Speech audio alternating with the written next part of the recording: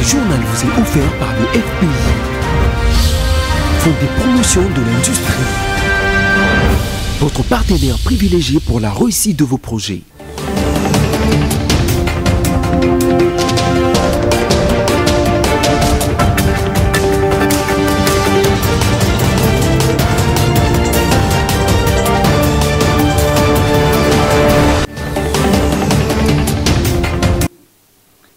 C'est l'heure du journal sur BCTV. Bienvenue mesdames, mesdemoiselles et messieurs à la grande édition du journal qui va se baser sur les principaux titres que voici.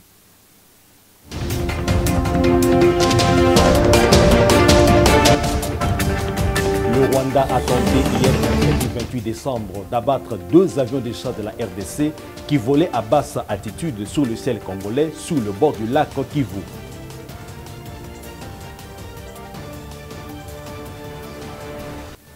La 81e session du Conseil des ministres, l'ultime réunion de cette année finissante, s'est déroulée mercredi 28 décembre sous la direction du président Félix Antoine Tshisekedi à la Cité de l'Union africaine.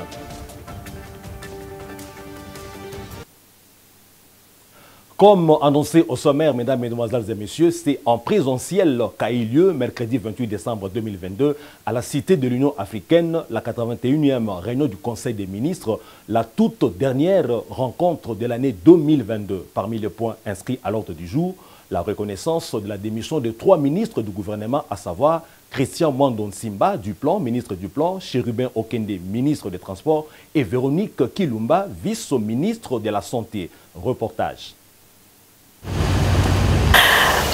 Jour de la fin de l'année 2022, le Premier ministre Samalou Kondé, les vice-premiers ministres, les ministres d'État, les ministres et vice-ministres se sont donné rendez-vous à la Cité de l'Union africaine pour une dernière réunion du Conseil des ministres en présentiel.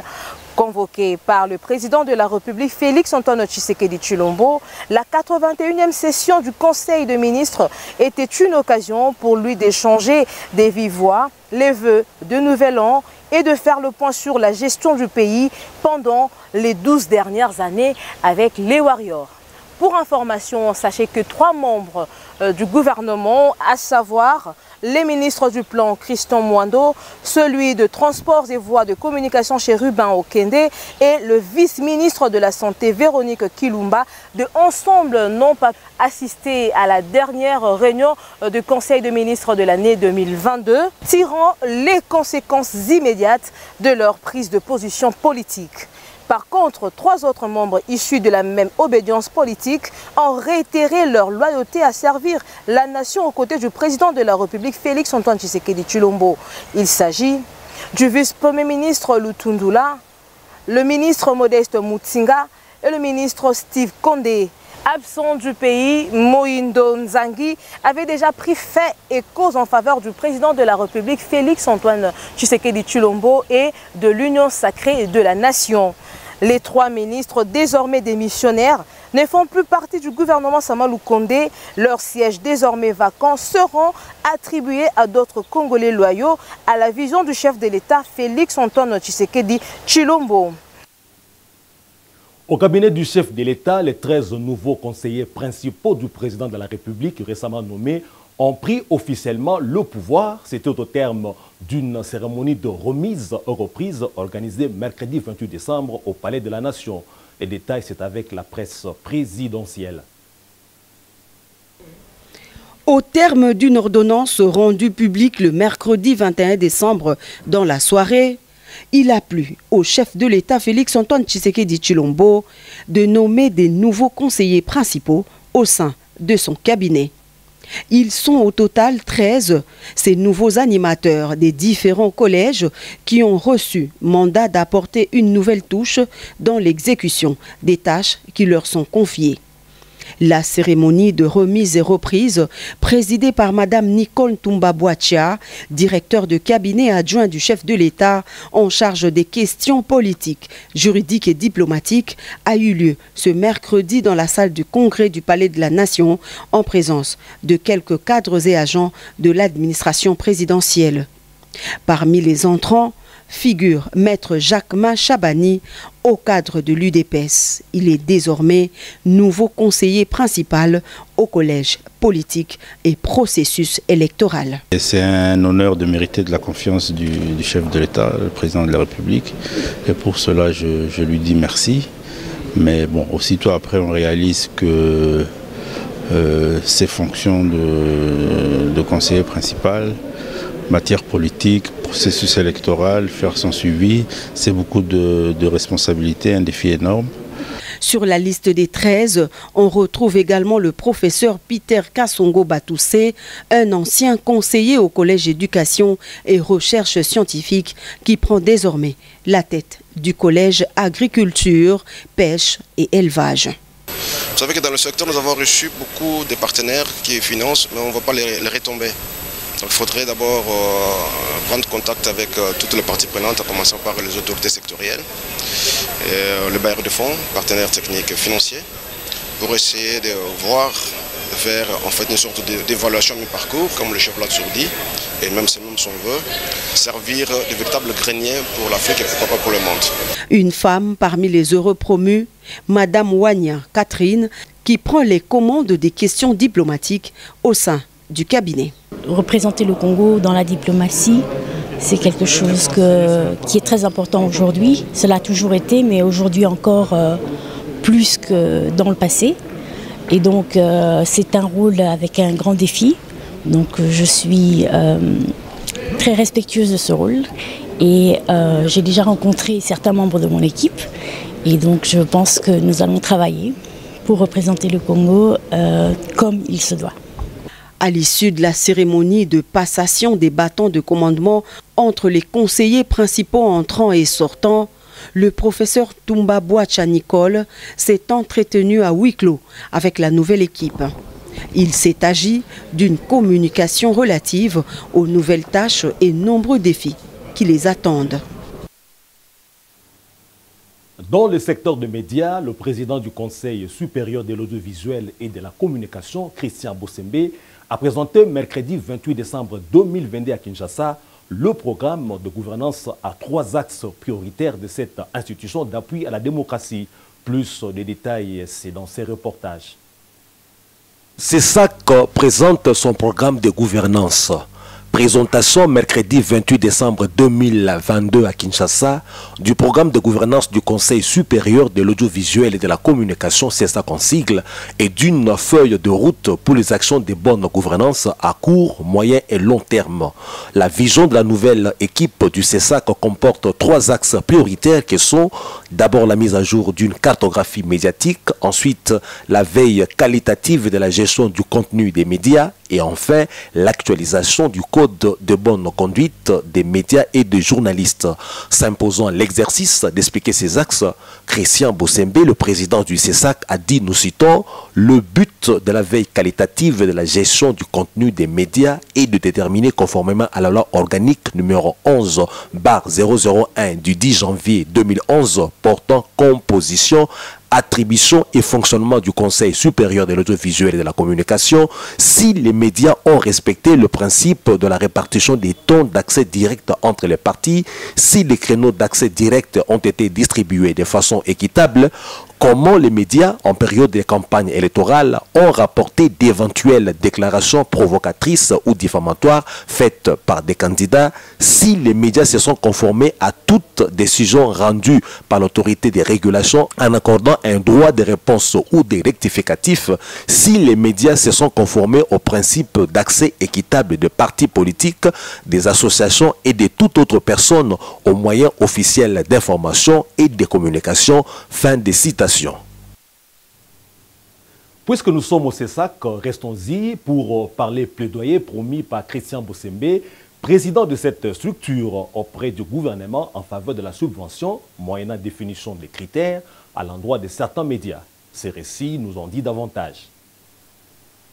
Christian Bossembe, le président de la nouvelle équipe du Conseil supérieur de l'audiovisuel et de la communication CESAC, a promis de s'engager pour que le gouvernement puisse accorder un montant annuel soutenable au profit de la presse nationale. C'était à l'occasion de la présentation officielle, mercredi 28 décembre, du plan stratégique de la régulation des médias en RDC.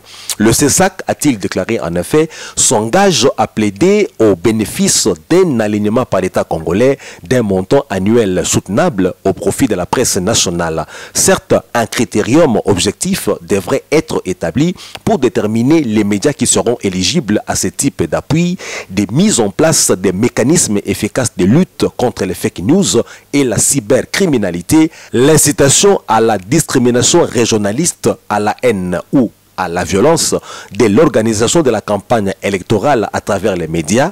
Celle-ci doit devenir plus une fête politique nationale que se transformer en un moment d'affrontement des acteurs par des médias interposés. Pour ce faire, le CESAC se propose de placer des kits de relais de messages des candidats à l'élection présidentielle dans les 145 territoires, les 26 chefs-lieux de province et 24 autres villes de la RDC. En outre, Christian Bossembe a insisté sur le respect de la répartition des temps d'accès aux médias entre les partis durant la période préélectorale et électorale. Notez du reste que le rapport du CESAC arrêté au 30 septembre 2022 renseigne que des 60 chaînes de télévision répertoriées en 2020, la RDC est passée à 240 chaînes diffusant sur la TNT, mais toutes ne disposent pas d'avis de conformité exigé avant tout début d'activité dans les secteurs. En termes de portefeuille médiatique, la RDC compte un total estimé à 571 organes de presse écrite, 625 stations de radiodiffusion sonore et 387 chaînes de télévision répertoriées en RDC. Nous changeons de registre pour parler altruisme dans ce journal. Le comité national du 9e jeu de la francophonie, via son directeur Isidore Kwanza, et quelques membres du dit comité ont visité quelques hospices de vieillards et un orphelinat le mardi 27 décembre 2022, histoire de leur apporter le sourire pour bien passer les fêtes de fin d'année. Les détails avec Patricia Bomolo. N'étant pas resté indifférent à l'appel à la solidarité lancé par le chef de l'État, c'est lui de penser aux compatriotes se trouvant dans le besoin. Le mardi 27 décembre 2022, le directeur national des 9e Jeux de la francophonie, Isidore Kwanza, s'est rendu à 2 hospices des vieillards, dont le Home des vieillards de Cabinda, celui de Saint-Pierre de la commune de Kinshasa et un orphelinat à Kasavubu. Accompagné des quelques membres du comité national des Jeux de la francophonie et conformément aux valeurs de la francophonie qui prônent également la solidarité, d'abord l'orphelinat Paola Consolata de Kasavubu. Isidore Kwanza a remis des vivres et non-vivres pour leur permettre de bien passer les festivités de fin d'année. L'occasion faisant le larron, le directeur national des Jeux a parlé des 9e Jeux de la francophonie, une occasion pour les responsables de l'orphelinat de lui présenter des enfants pétris des talents dans différentes disciplines. Les autres enfants, ils ont des parents qui peuvent peut-être financer leurs études, qui peuvent financer leurs activités sportives, et ce sont les orphelins. Ils ont des problèmes de comment ils peuvent manger, comment ils peuvent étudier, comment ils peuvent s'entraîner. Alors nous avons pensé que pendant cette période de fête, c'était important de passer, réconforter ces jeunes gens qui sont l'avenir du Congo de demain. Voilà pourquoi nous sommes là. Pour boucler son périple, la délégation du comité des Jeux de la francophonie a visité le Home des vieillards Hospice Saint-Pierre dans la commune de Kinshasa. Très touchés par ce geste, les pensionnaires comblés de joie ont exprimé leur gratitude à l'égard de ceux qui sont venus leur donner le sourire pendant cette période festive. Insécurité à l'est de la RDC, précisément à Goma dans le Nord Kivu. Le Rwanda s'est encore illustré par son obstination et son audace à provoquer militairement la RDC en essayant d'abattre 2 chasseurs congolais qui volaient à basse altitude sous le rivage du lac Kivu à Goma. Les détails dans ces récits. D'après l'organe de presse ouragan.cd, qui se base sur les déclarations de témoins, un incident grave s'est produit mercredi 28 décembre avant midi quand 2 avions de chasse congolais qui survolaient l'espace congolais au-dessus du lac Kivu ont été visés par des tirs en provenance d'une base militaire du Rwanda au niveau de la Bralima. Selon Akizimwami Emmanuel et Ruivanga Akili, qui étaient sur le lieu de l'incident, les deux chasseurs volants à basse altitude venaient du sud de la ville vers le nord où se trouve l'aéroport international de Goma et passaient exactement sur la même ligne que les autres avions civils. Les gens qui lavaient leurs engins sur le bord du lac observaient et juste quand ces deux avions étaient juste au-dessus d'eux, ils ont entendu une détonation dans le lac Kivu. Dans leur panique, les gens ont fui dans tous les sens, laissant même leurs engins. Pour dire la vérité, nous avons vu de bombes en provenance du Rwanda sur cette colline en haut de la Bralima. Au total, ils ont lancé 2 bombes. La première était sur le point de toucher notre avion, mais le pilote s'en est vite rendu compte et il a esquivé. Nous avons vu sur le lac une grande fumée qui a duré plus de 3 minutes. Relate Ruivanga Akili, un autre témoin rencontré à quelques mètres du lieu de l'incident. Toute la journée du mercredi 28 décembre, le Rwanda n'a rien communiqué sur l'incident. Du côté de l'armée congolaise, on en est à rassembler les preuves de cette attaque délibérée de Kigali. L'armée ne se base pas sur ce qui se dit, elle cherche les faits avant de se prononcer. Nous recoupons entre les informations à confier à la presse une source au sein de l'armée congolaise. L'on rappelle que lundi 27 décembre dernier, le Rwanda s'était plaint du survol de son territoire par un avion de chasse Shikyo 25 de la RDC et que Kinshasa avait minimisé l'incident, le qualifiant des mineurs. L'hôtel de ville de Kinshasa a décidé, se basant sur les conséquences de la catastrophe générée par les dernières averses, l'exécutif suprême de cette mégalopole congolaise a publié depuis mardi 27 décembre la liste des sites de la capitale où il est prohibé d'ériger des maisons d'habitation. Les détails dans ces commentaires. C'est sur ces pages dans les réseaux sociaux que l'hôtel de ville de Kinshasa a choisi de publier mardi 27 décembre 2022 la liste des sites sur lesquels il est interdit de construire. Il s'agit notamment de l'abattoir dans la commune de Massina, du quartier Ndanou à Matete, du quartier Mososo et de l'Imete industriel à Limete, du quartier Makelele à Bandalungwa, des quartiers Malueka, Sangamamba, Baie de Ngaliema et du quartier Mozindo à Barumbo. La publication de cette liste était l'une des grandes décisions attendues après les dernières inondations qui ont causé plus d'une centaine de morts à travers la ville-province de Kinshasa. En effet, dans la nuit du 12 au 13 décembre, selon les derniers bilans arrêtés le 20 décembre 2022 par les autorités, au total, 38 000 personnes ont été affectées. Un deuil national de 3 jours a même été décrété par le gouvernement au lendemain de la catastrophe. La spécificité de cette catastrophe, même si les inondations sont habituelles en cette saison des pluies à Kinshasa, a été le nombre de victimes exceptionnellement élevé. Et après études et analyses, l'urbanisme anarchique de la mégapole congolaise, dont la population est estimée à 15 millions d'habitants, a été pointé du doigt. Voilà pourquoi le gouvernorat de Kinshasa demande à la population de mieux se renseigner avant d'acquérir un terrain et d'y entamer toute construction. Nous parlons culture dans ce journal avec cette interrogation sous le sort réservé à la mémoire d'Itchala Mwana, surnommée la reine de Moutouassi ou Mamou national, qui n'a reçu aucune médaille de mérite civique à titre posthume en reconnaissance nationale de son ampleur artistique qui a illuminé le monde entier. La rédaction de BCTV s'est penchée sur la question à travers cet éditorial. L'opinion congolaise en général et le monde culturel en particulier se plaignent du mépris ou de l'ingratitude affichée vis-à-vis de la carrière musicale à ampleur internationale de Tchala Mwana, surnommée aussi bien la reine des Moutouachi que Mamou national.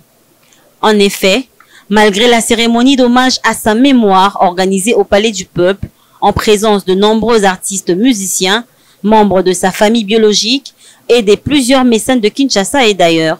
Les dirigeants actuels de la République démocratique du Congo se sont désintéressés à l'organisation de ces deuils, étant donné, peut-être, que l'illustre disparu appartenait au PPRD de l'ex-chef de l'État Joseph Kabila, dont la femme, Olive Lembe Kabila, a prononcé une oraison funèbre pleine d'émoi à la clôture de la cérémonie funéraire de Tchalamouana, présentant ses condoléances à la famille biologique de l'illustre disparu au nom de son mari Joseph Kabila. Le gouvernement représenté par la ministre de la Culture et des Arts, Catherine Foura, n'a pas reconnu les mérites de celle qui a exalté et immortalisé la danse et les folklores Luba, en dépit du fait que l'actuel régime est dominé par les Luba. Les considérations politiques auront-elles eu les déçus sur les honneurs que la nation lui devait? Tout à fait, comme cela a été accordé à ses prédécesseurs artistes musiciens dans l'au-delà, à l'instar notamment de Jules Chongo Wembadio, alias Papa Wemba. On espère qu'on y réfléchira pour réhabiliter sa mémoire, ainsi qu'on l'a fait longtemps, après avec celle de Patrice Emery Lumumba. On l'espère bien. Quittons les frontières nationales pour le monde.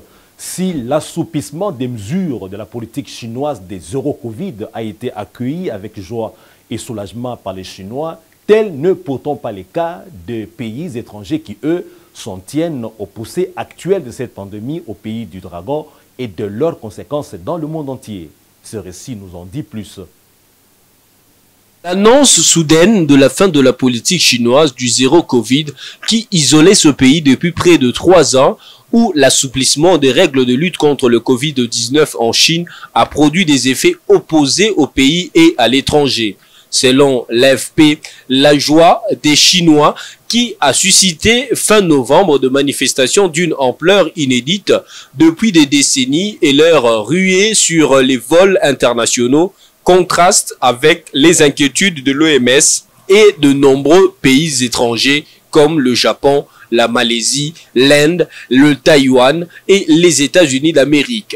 La raison, depuis les géants asiatiques fait face à la plus importante vague de contamination au monde, amplifiée par l'apparition de nouveaux variants. La communauté internationale est de plus en plus préoccupée par les poussées actuelles de Covid-19 en Chine et par le manque de données transparentes, notamment des données sur les séquences génomiques virales communiquées par la RPC, ont déclaré ces responsables américains sous couvert d'anonymat en référence à la République populaire de Chine, renseigne l'AFP qui ajoute que les États-Unis envisagent de prendre des mesures similaires à celles décidées par le Japon, l'Inde et la Malaisie. Le Japon va ainsi rétablir à partir de vendredi les tests PCR obligatoires pour les voyageurs provenant de Chine continentale. En réaction, le ministre chinois des Affaires étrangères a appelé mardi les États à maintenir les mesures scientifiques et appropriées contre le Covid-19 et qui ne perturbent pas les échanges humains. Ce qui amplifie la méfiance internationale, c'est aussi le fait que les autorités chinoises ont reconnu que l'étendue de la vague épidémique était maintenant impossible à mesurer et ont réduit le nombre de critères permettant d'imputer un décès au Covid-19. Les mesures de la politique zéro Covid ont sérieusement perturbé le chaîne d'approvisionnement du pays ainsi que l'économie chinoise. Les yeux du monde sont tournés vers la situation en Chine, car c'est dès ce pays, en décembre 2019, qu'est partie l'épidémie de ce coronavirus qui s'est vite mué en une pandémie qui a durement éprouvé tous les secteurs de la vie internationale. Le Covid en Chine, c'est toujours au mois de décembre. Rappel des titres, mesdames, mesdemoiselles et messieurs.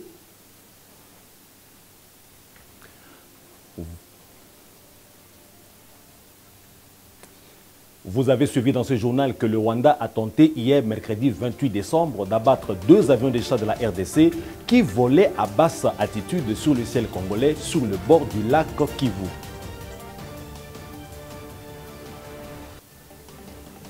et aussi la 81e session du Conseil de ministres, l'ultime réunion de cette année finissante qui s'est déroulée mercredi 28 décembre à la Cité de l'Union africaine sous la direction du président Félix Antoine Tshisekedi Tshilombo.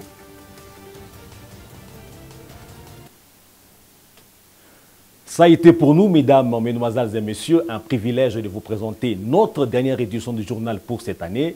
Merci de nous avoir suivis et de nous être massivement fidèles pour le nouvel an, à l'occasion duquel, vous voyez le contexte, nous vous présentons nos vœux les meilleurs. Portez-vous bien chez vous.